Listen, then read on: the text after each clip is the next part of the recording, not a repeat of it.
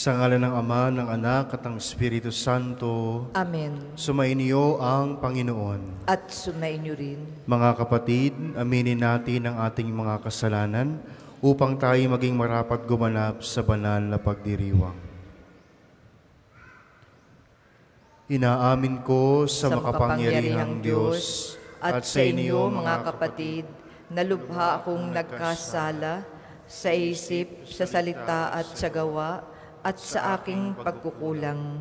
Kaya isinasamo ko sa mahal na Birheng Maria, sa lahat ng mga anghel at mga banal, at sa inyo, mga kapatid, na ako'y panalangin sa Panginoong ating Diyos. Kaawaan tayo ng makapangyarihang Diyos, patawarin tayo sa ating mga kasalanan, at patnubayan tayo tungo sa buhay na walang hanggan. Amen. Panginoon, kaawaan mo kami. Panginoon, kaawaan mo kami. Kristo, kaawaan mo kami. Kristo, kaawaan mo kami. Panginoon, kaawaan mo kami. Panginoon, kaawaan mo kami. Manalangin tayo.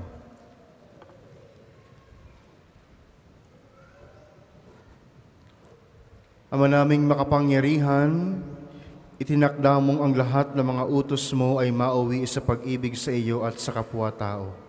Ipagkaloob mong sa pagtalima namin sa mga ito, kami pagindapatin mong sumapit sa buhay ng walang katapusan sa pamamagitan ni Jesucristo, kasama ng Espiritu Santo, magpa sa walang hanggan. Amen.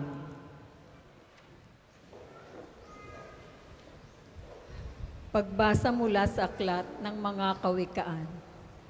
Hawak ng Panginoon ang isip ng isang hari at naibabaling niya ito kung saan igawi. Ang akala ng tao, lahat ng kilos niya ay wasto. Ngunit ang Panginoon lang ang nakakasaliksik ng puso. Ang paggawa ng matuwid at kalugod-lugod ay higit na kasiyasiya sa Panginoon kaysa mga handog. Ang masama ay alipin ng kapalaluan. Ang ganitong ugali ay kasalanan. Ang mabuting pagbabalak ay pinakikinabangan, ngunit ang dalos-dalos na paggaway walang kahihinatnan. Ang pagkakamal ng salapi dahil sa kadayaan ay maghahatid sa maagang kamatayan. Ang isip ng masamay lagi sa kalikuan, kahit na kanino'y walang pakundangan. Parusahan mo ang manlilibak at matuto ang mangmang. Pagsabihan mo ang matino, lalong lalawak ang kaalaman. Alam ng Diyos ang nangyayari sa loob ng bahay ng masama, kaya siya'y gumagawa ng paraan upang sila'y mapariwara. Ang hindi pumapansin sa hibik ng mahirap, daraing din balang araw, ngunit walang lilinap. Ang salita ng Diyos. Salamat sa Diyos. Ang tugon po sa salmo, sa pagsunod sa utos mo, poon, pangunahan mo ako. Sa pagsunod sa utos mo, poon, pangunahan mo ako.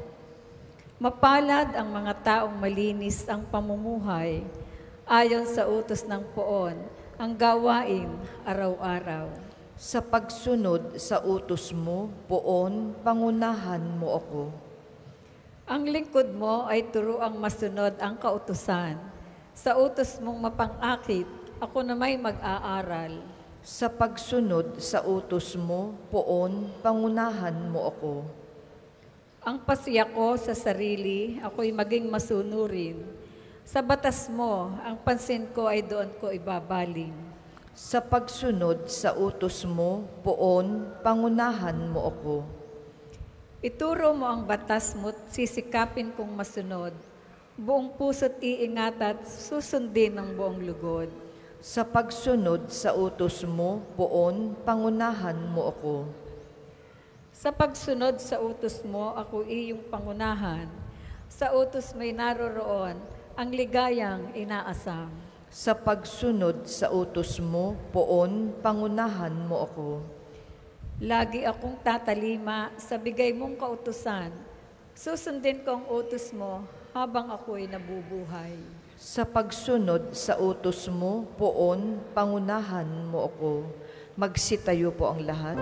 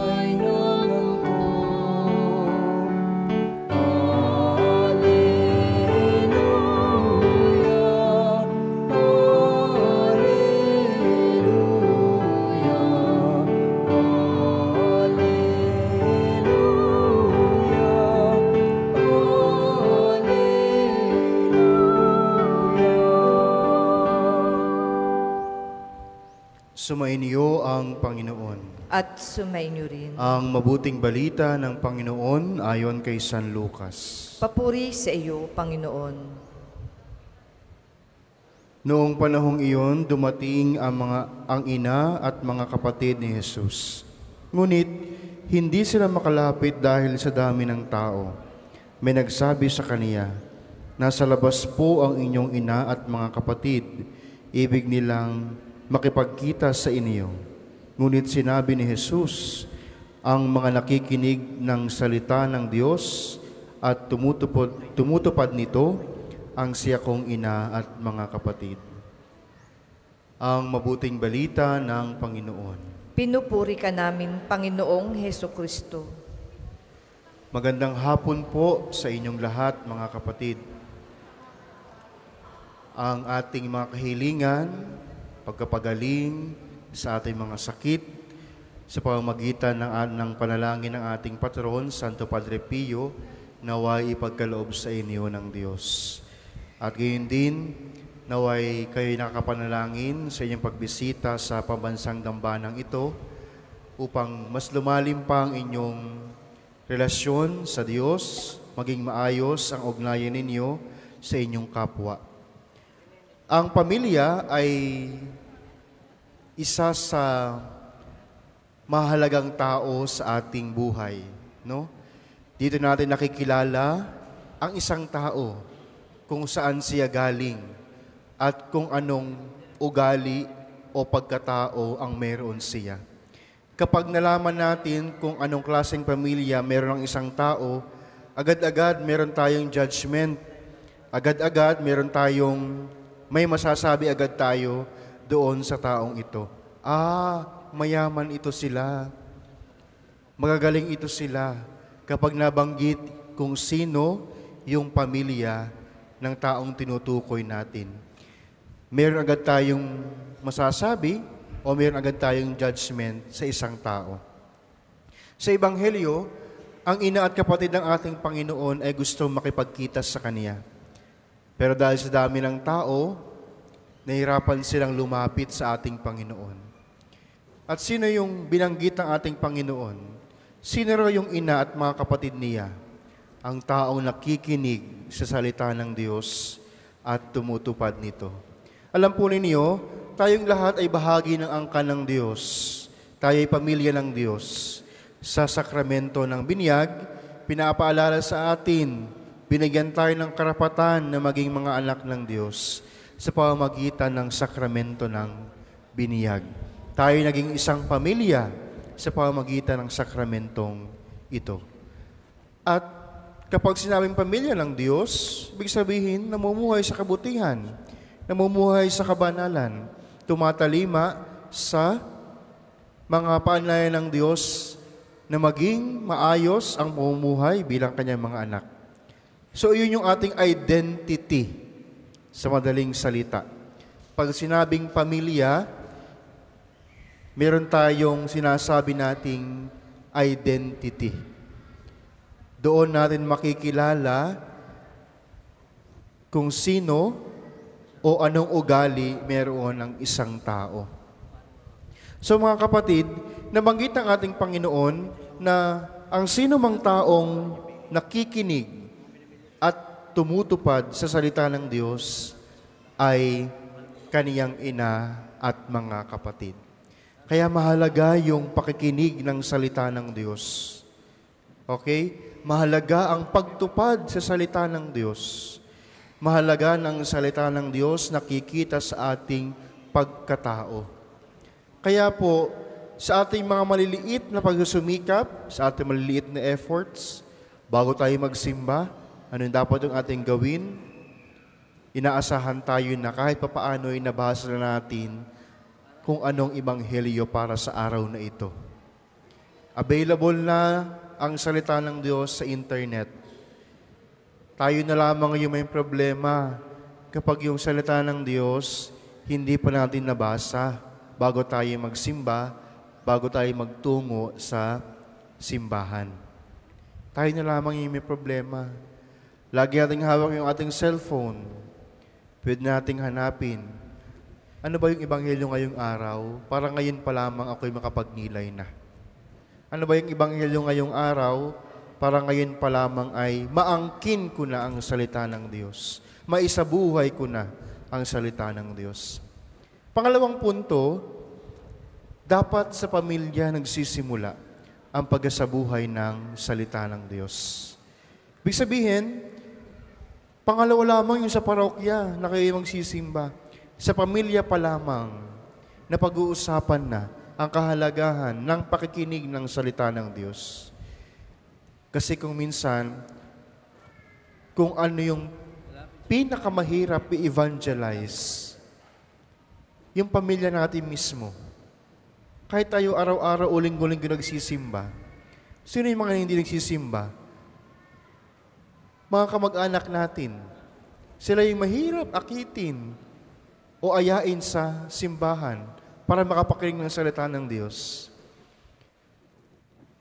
Aminin natin ito. Kahit kami mga pari, ang pinakamahirap i-evangelize ang aming pamilya. Kung sino pa yung may kamag-anak na pari, kami pa yung nahihirapang papuntahin ng simbahan.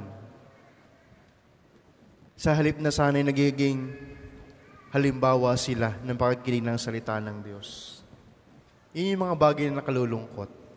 Kaya kung gusto nating mapatunayan sa Diyos na tayo nakikinig at tumutupad ng salita ng Diyos, magsimula sa ating pamilya. Magsimula sa ating sarili. And then later on, ito yung magiging identity natin. Ang pamilyang ito, nagsisimba linggo-linggo, mabuti ang kanilang ugnayan sa paaralan o sa kanilang trabaho. Nagiging pagkakakilalanan natin yung salita ng Diyos. Kaya mga kapatid, ito yung dapat nating makita sa kahalagahan din ng misa. Kapag nagbabasa ng pagbasa, nakaupo kayo, pakiusap, makinig sa salita ng Diyos. Namnamin, pakinggan ng maayos, pagnilayan ang salita ng Diyos. Kaya ito yung challenge niyo sa mga nagbabasa, sa mga lektor ng ating mga parokya, na dapat maayos ang pagbabasa ng salita ng Diyos. Para mapagnilayan ang salita ng Diyos, maangkin at maisabuhay. Ito yung ating maging gabay sa araw na ito, ng salita ng Diyos, pinakikinggan at isinasabuhay.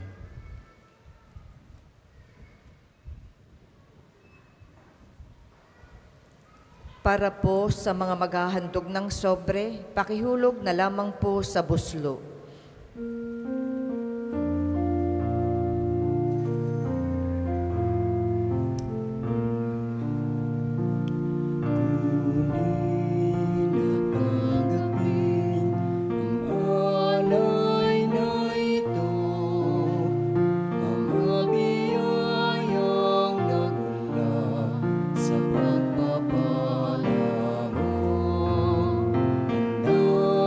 Ng bawat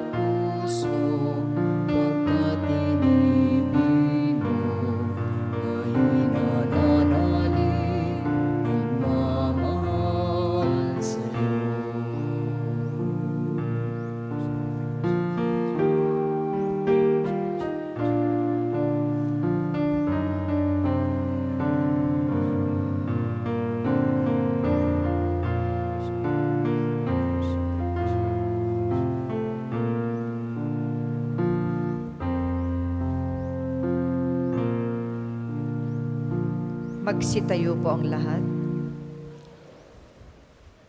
Manalangin kayo mga kapatid upang itong ating paghahain ay kalugdan ng Diyos amang makapangyarihan.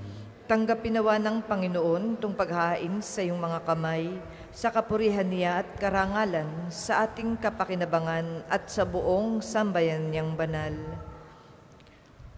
Ama naming lumikha, maawain mong kalugdan ang mga alay ng iyong sambayanan upang ang pinahahayag namin ng may pananampalatayang matibay ay aming tanggapin sa banal na pakikinabang. Sa pamamagitan ni Jesucristo, kasama ng Espiritu Santo, magpa sa walang hanggan. Amen. Sumainiyo ang Panginoon. At sumainyo Itaas sa rin. Diyos ang inyong puso at diwa. Tinaas na namin sa Pasalamatan Panginoon. natin ang Panginoong ating Diyos. Marapat na siya ay pasalamatan. Ama naming banal, tunay ngang marapat na ikaw ay aming pasalamatan. Ikaw lamang ang Diyos na totoong nabubuhay nang walang pasimula at walang katapusan. Ikaw ay nananahan sa liwanag na di malitigan. Ikaw ang kaisa-isang mabuti at bukal ng tanang nabubuhay. Nilikha mo ang tanang umiiral upang puspusin ng iyong pagpapala ang iyong mga kinapal at upang paligayahin ang lahat sa luningning ng iyong kaliwanagan. Kaya't di mabilang ang mga anghel na nakatayo sa iyong harapan, nagdilingkod sila sa iyo gabi at araw. Sa pagtunghay nila sa iyong kagandahan, sila ay nagpupuri ng masigla at walang humpay. Kaya kaisa nila, kaming kumakatawan sa lahat ng iyong kinapal. Dito sa ibabaw ng lupa at sa silong ng kalangitan, ay nagbubunyi para sambahin ang iyong ngalan.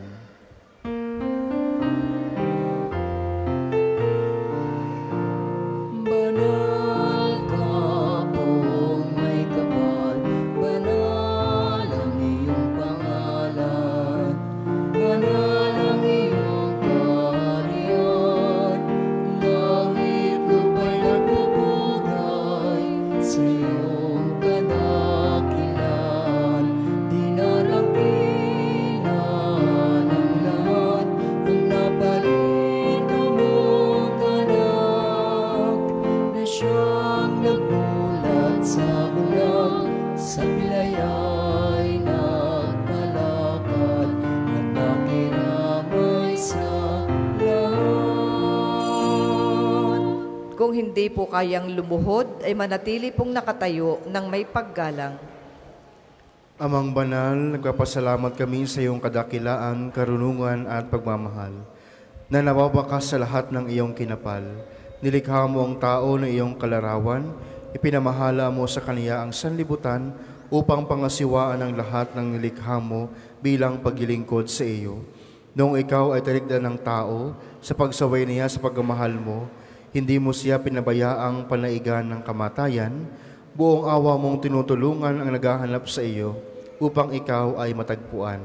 Mulit-muli mong iniaalok ang iyong tipan sa pamamagitan ng mga propeta. Tinuturuan mong umasa ang lahat ng mga tao sa pagdating ng kaligtasan.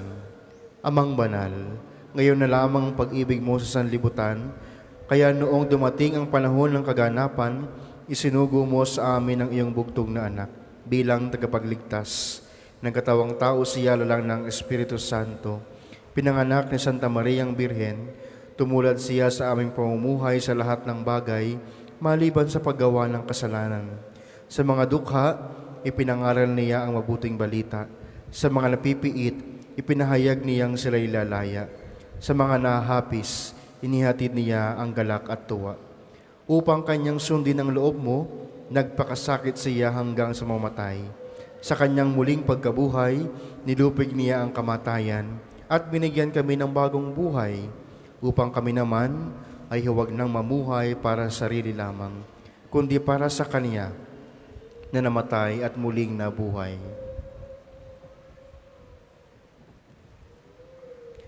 Para sa aming tanan, isinugo niya, Ama, mula sa iyo ang banal na Espiritu.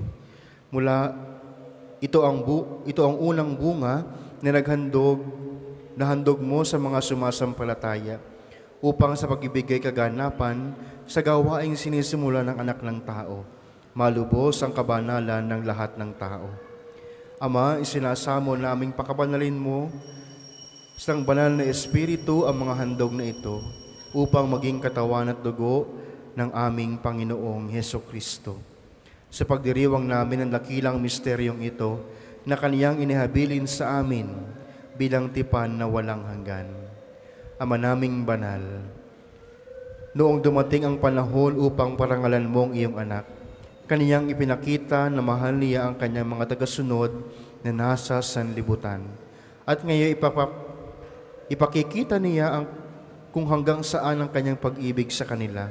Habang naghahapunan siya at ng mga alagad, hinawakan niya ang tinapay, pinasalamatan kaniya. Pinaghati-hati niya iyon, iniabot sa kanyang mga alagad at sinabi, "Tanggapin niyong lahat ito at kanin. Ito ang aking katawan na ihahandog para sa inyo."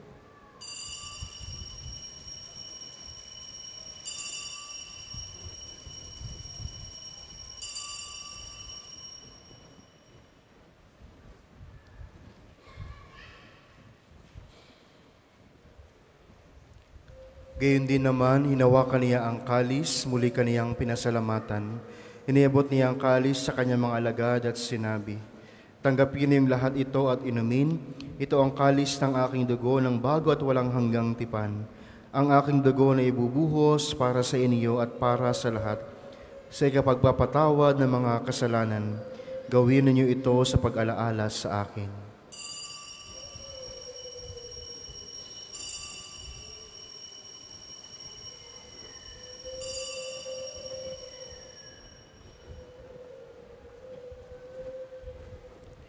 Ipagbunyi natin ang misteryo ng pananampalataya. Si Kristo'y namatay, si Kristo ay nabuhay, si Kristo'y babalik sa wakas ng panahon. Ama, pinangdiriwang namin ngayon ang alaala ng aming katubusan.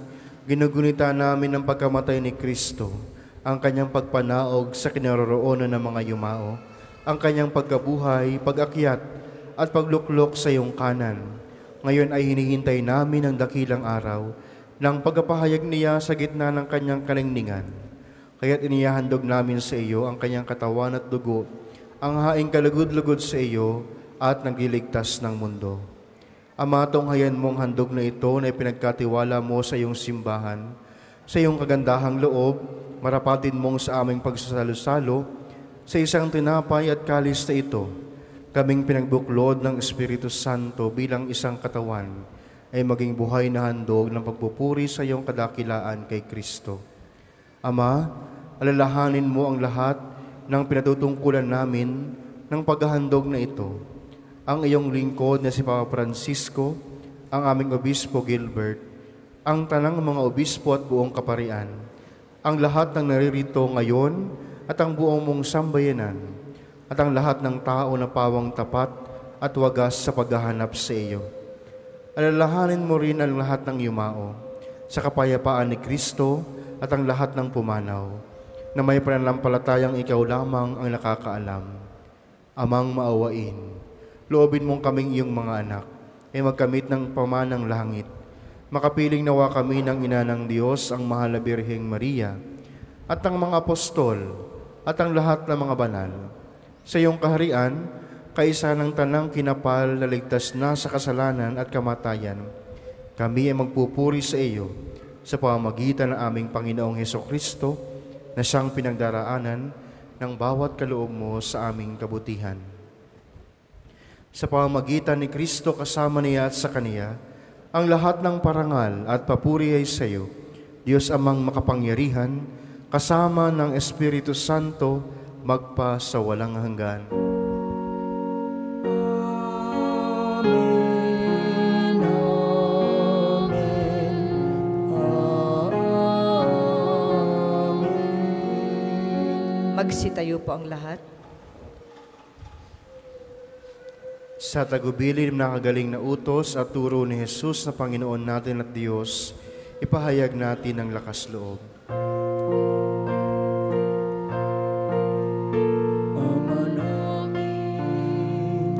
Sumasalangit ka, sambahin ang ngalan mo.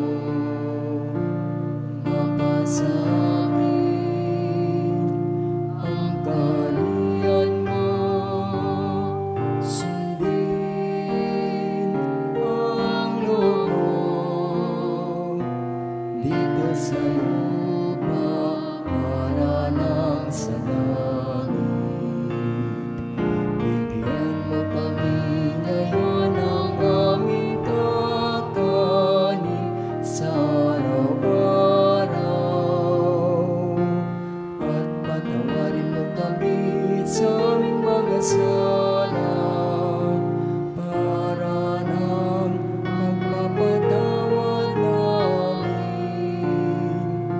sa nakakasala sa amin, at huwag mo kaming ipahintulot sa tukso, at iadya mo kami sa lahat ng masama.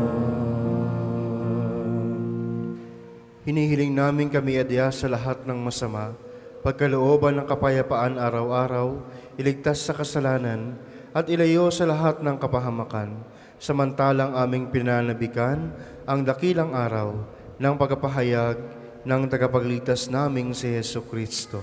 Sapagkat iyo ang kaharian at ang kapangyarihan at ang kapurihan magpakailanman. Amen. Panginoong Jesucristo, sinabi mo sa iyong mga apostol, kapayapaan ang iniiwan ko sa inyo. Ang aking kapayapaan ang ibinibigay ko sa inyo. Tunghayan mo ang aming pananampalataya at huwag ang aming pagkakasala. Pagkalooban mo kami ng kapayapaan at pagkakaisa ayon sa iyong kalooban, kasama ng Espiritu Santo, magpa sa walang hanggan. Amen. Ang kapayapaan ng Panginoon ay laging sumainyo. At sumainyo rin. Magbigayan kayo ng kapayapaan sa isa't isa. Peace be. Peace be with you. Kordero ng Diyos na nag-aalis ng mga kasalanan ng sanlibutan, maawa ka sa amin. Kordero ng Diyos na nag-aalis ng mga kasalanan ng sanlibutan, maawa ka sa amin. Kordero ng Diyos na nag-aalis ng mga kasalanan ng sanlibutan, ipagkaloob mo sa amin ang kapayapaan. Kung hindi po kayang lumuhod, ay manatili pong nakatayo ng may paggalang.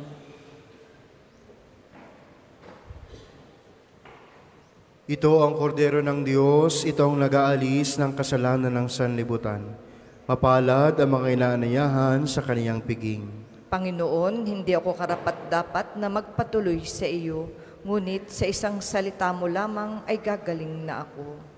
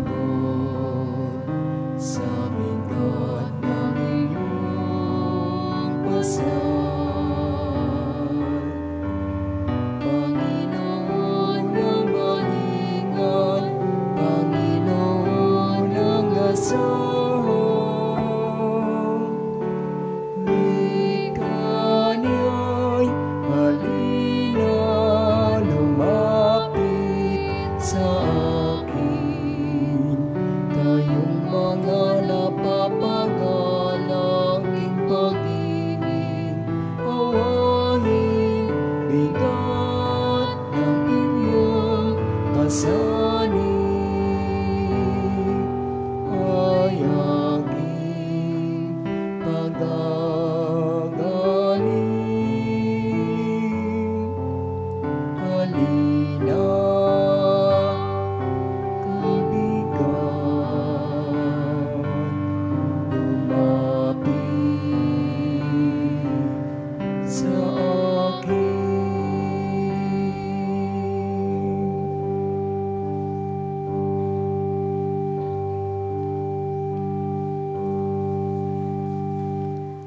Ang second collection po ay para sa patuloy na pagpapaunlad ng parokya at pambansang dambana ni Santo Padre Pio at para sa mga pangangailangan ng matatanda at may sakit na mga pari ng Archdiocese ng Lipa.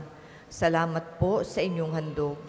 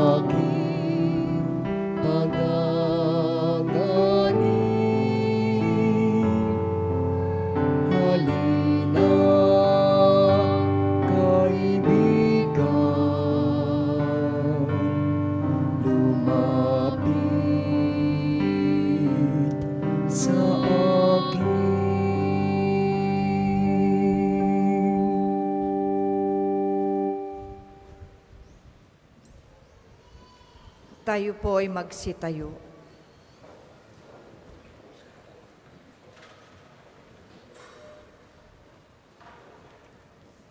Manalangin tayo. Ama naming mapagmahal, kaming pinapagsalo mo sa banal na pakikinabang, ay patuloy mo nawang kaawaan at tulungan upang aming tinanggap ay sanawang umiral sa pamumuhay namin sa araw-araw, bunga ng iyong pagtubos na aming ipinagdiriwang sa pamamagitan ni Jesucristo, kasama ng Espiritu Santo, magpa sa walang hanggan. Amen. Panalangin ng pagtitiwala kay Santo Padre Pio, tayo pong lahat. Padre Pio, taga Pietrelcina, mongheng banal, pintakasing santo ng milenyong kasalukuyan, gabay namin sa pagtahak sa landasing makalangit, takbuhan sa pangangailangan, huwaran ng pagtitiis. Sa'yo namin inilalapit aming mga kagipitan, sa'yo po ibinibilin kalusugan at kabuhayan.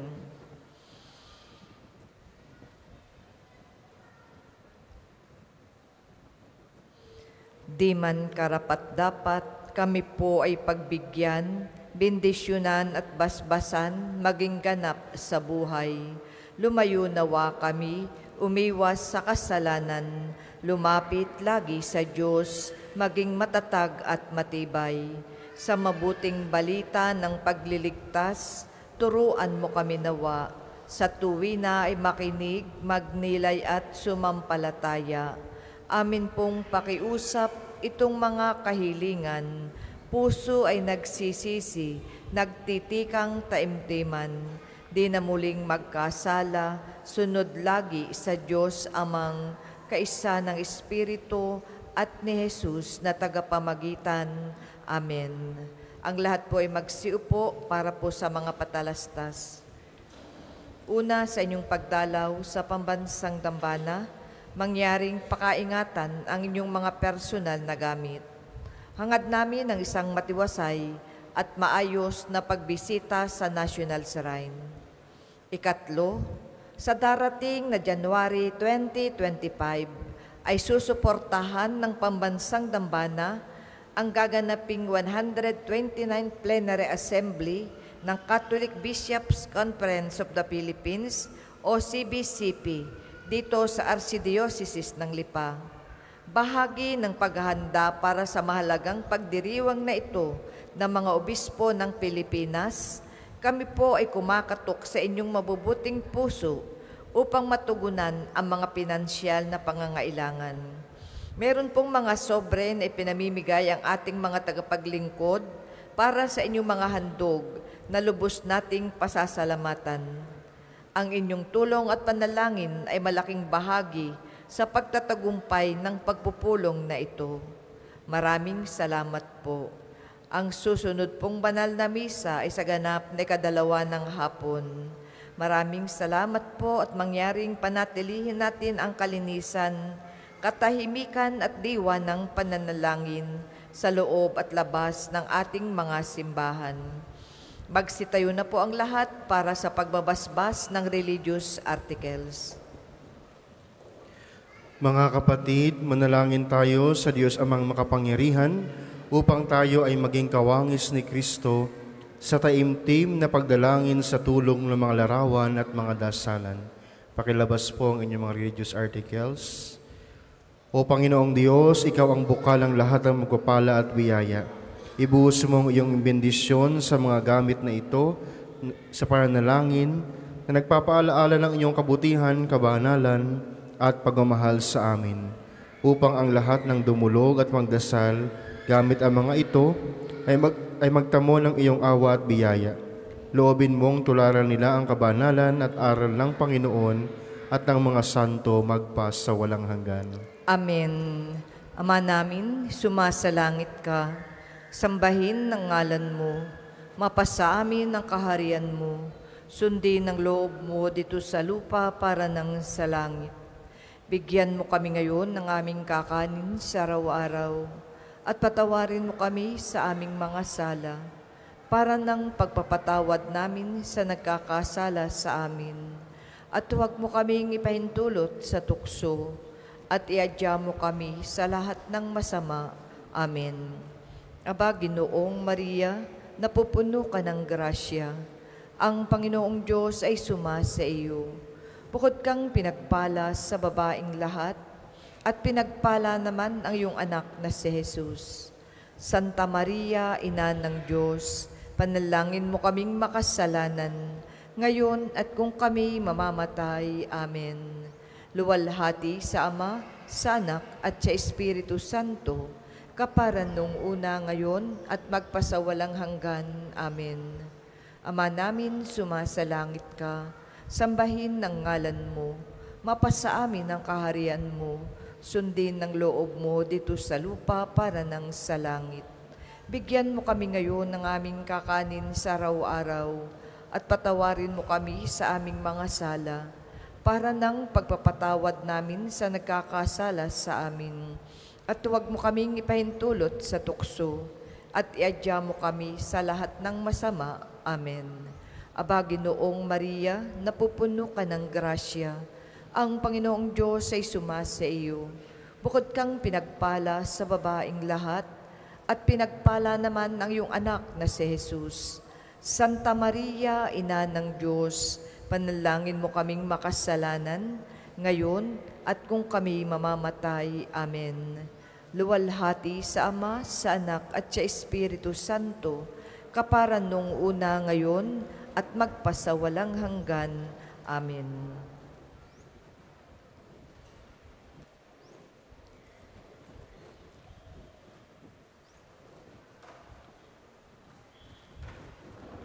Sumainyo ang Panginoon. At sumainyo rin. Pagpalain kayo ng makapangyarihang Diyos, Ama, Anak, at Espiritu Santo. Amen. Tapos na ang misa, taglayin ninyo sa inyong pag-alis ang kapayapaan ni Kristo. Salamat sa Diyos.